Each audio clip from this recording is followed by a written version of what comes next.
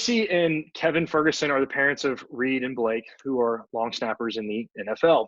Reid is a veteran for the Buffalo Bills, and Blake was recently drafted by the Miami Dolphins in the 2020 NFL Draft. We're all riding a high on this, and it seems like the family is overlooked in most sports, but golf. Outside of a golfer embracing their parents and spouses and children after the 72nd hole on a Sunday, the sports world oftentimes focuses on the athletes and their accomplishments over the family and their impact.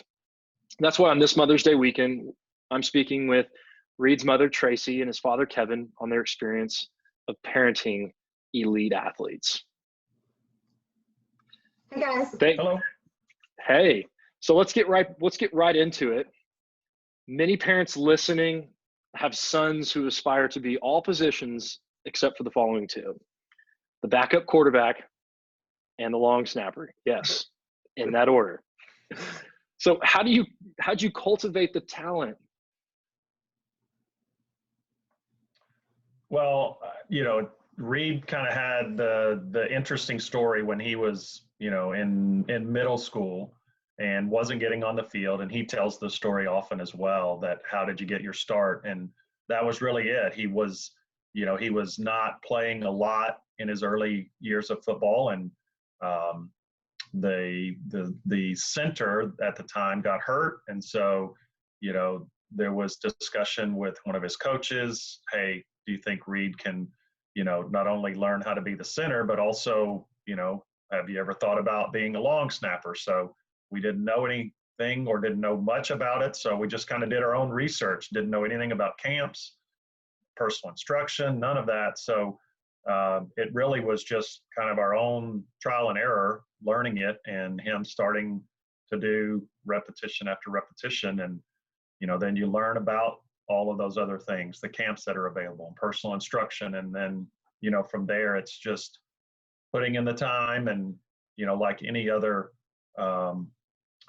personal craft, if you will. And I would have related a lot to golf. There's a lot of parallels there that, it takes a lot of practice, hours and hours and repetition. And, it's obviously paid dividends for Reid. And, Blake, learned from Reid and came along and followed a similar path. And, they've both certainly achieved success at the highest level at this point. So a parent listening, they may be doing research or they maybe haven't begun. What can you share about what you found from that research and then that early on experience with the camps, with instructors? Like, where do I go if my kid is interested in being a specialist? Well, I'll respond and just say that, early on, we sort of stumbled across a really good book called Outliers by Malcolm Gladwell. And we all read it. And it was very interesting because really the main theme throughout the book is opportunities that are provided to certain individuals, give them an advantage when it comes to really performing at an elite level. And that can be an athlete, it can be a computer programmer, it can be, a business person, it can be anybody. And so we really embrace that. And over the years, we found Rubio long snapping. Rubio long snapping really sort of owns the high school long snapping instruction. And so from the time Reid was in, early 9th grade, all the way through, I would say last summer, Blake attended a college camp. They have sought out instruction from him. And there's others, other elite instructors as well out there. I would say just see where, what the good fit is for your athlete, for your student. Because there's, different instructors have different personalities and the way that they teach. But the way that we approached it was, really our boys' desire to excel had to come first. We were not pushing them to do anything beyond what they wanted to do. because then that's just, that you're just wasting your time and money. So the boys' motivation had to come, first, and then we sought out opportunities for others to teach them, for them to attend these camps and benefit from the instruction, to compete with other, high level athletes, to network with coaches and those coaches' relationships, and to develop relationships with other families at those camps. And that, that provided us an opportunity to sort of bounce ideas off. We got to be very close with, a circle of families that we met going through that camp process. And it really sort of gave us a chance to plug in, as well as our boys, into the process and really kind of, lean in to support our boys in their efforts. So it sounds like the camps were critical in the development of the boys, and Rubio did an amazing job. So, like, how did that filter work? Like, where did that trust come from pre-deciding to go to Rubio? And then what's it like, for a parent deciding on whether to go to Rubio or another guy? Yeah, I would offer a couple of things. I think, the access is what each person has to decide upon. I mean, like Tracy said, there's, Rubio does camps nationally and geographically. There's others that do that as well, whether it's, Gary's Honor, Gary's in, a couple of locations, and even, the Coles group, James, that you're familiar with. But those are the big ones.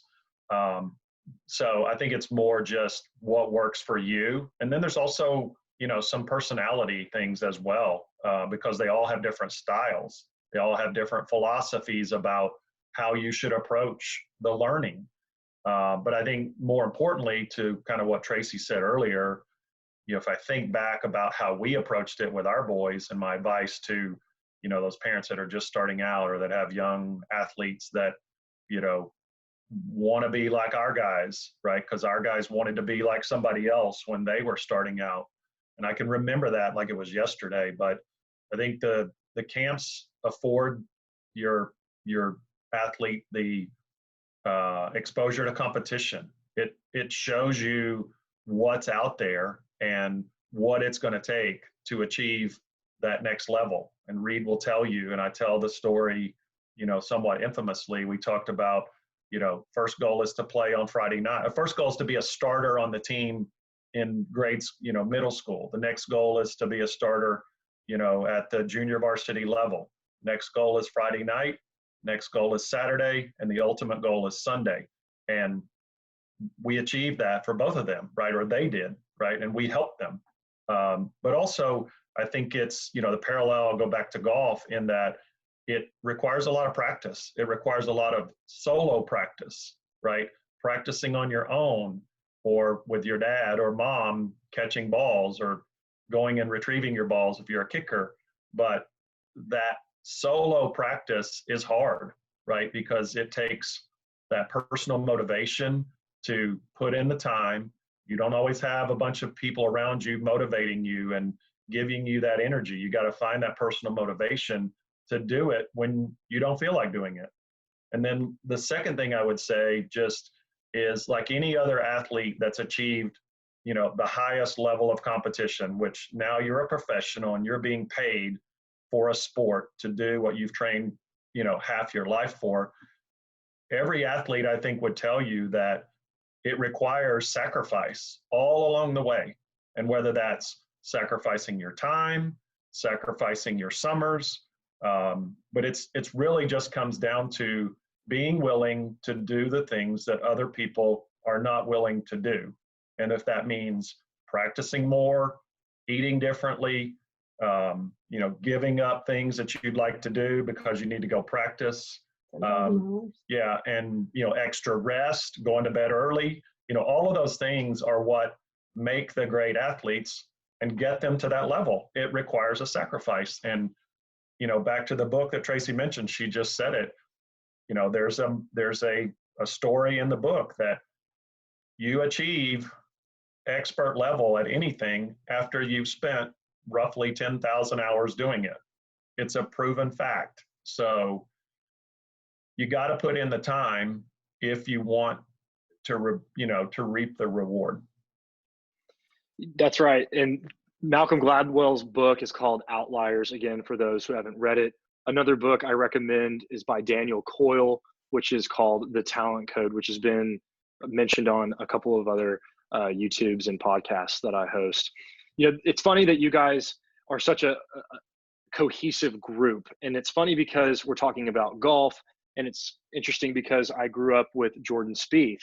And recently I walked the Genesis Open with Sean Spieth, Jordan's father, and Jordan's mother are all very active, and they participate going to as many athletic events for their boys as they can. And it's also, to mimic and, look at what you guys are doing, it's eerily similar.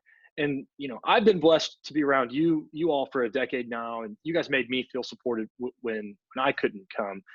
You brought up earlier, and I think parents might want to, just hear very shortly what it was like to support your sons, amidst all the travel.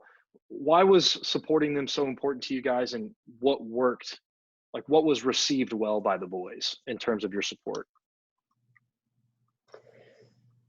So I would say support is probably a theme after opportunity. Supporting meaning, attending those games, attending the practices, tuning into, what the boys are feeling and going through when it gets hard. Being there to cheer when the times are good, and then being there for a hug when it doesn't feel good, and when you didn't walk away with that win, and kind of that no matter what experience. Beyond just the support and being there, I mean, we've been fortunate enough to make every single game that our boys have played in since they started in 5th grade, including college and NFL games, and it's nice for them to know that there's always somebody in the stands.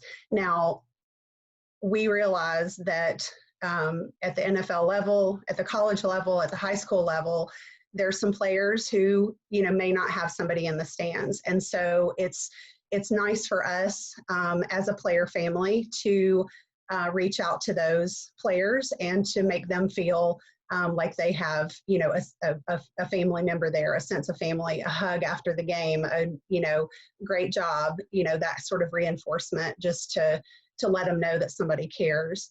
And then the relationship that we've been able, I sort of alluded to it earlier, the relationships that we've been able to develop through the camps that we went to. There's, there are families that we've known all the way through high school that we met at these camps that live all over the country, and we cheer for their kids. They cheer for our kids.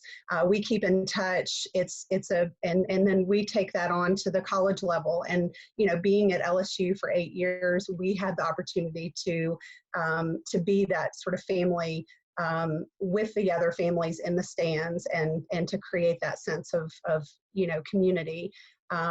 In the NFL, it's a little bit harder because the families are not quite as closely knit, but we certainly have other families that I think the boys enjoy that because we get to plug in to what they're doing and show that support, and just encourage them, no matter what. Well, to finish this up, the following is to shine a bright light on you, Tracy, and the science behind your support. For those who are interested in learning more, Dr. Martha Welch, who is the director of Nurture Science program and pediatrics at Columbia University, New York, has literally researched this for mothering for 4 decades. She's a globally recognized expert on childhood development, And she has proven through data and science that, quote, the connections between mothers and infants is the key to like the future emotional well-being of, a child. And although this conversation is not about Dr. Welch's work and her studies that have proven both in humans and rats, yes, rats, that love and support is key. There's no doubt that your mothering, your persistence, and your love made a significant impact on the boys. And that goes for the same for you, Kevin. Thank you so much, both, for spending time with us. Congratulations on all the success, and happy Mother's Day. Thank you, James.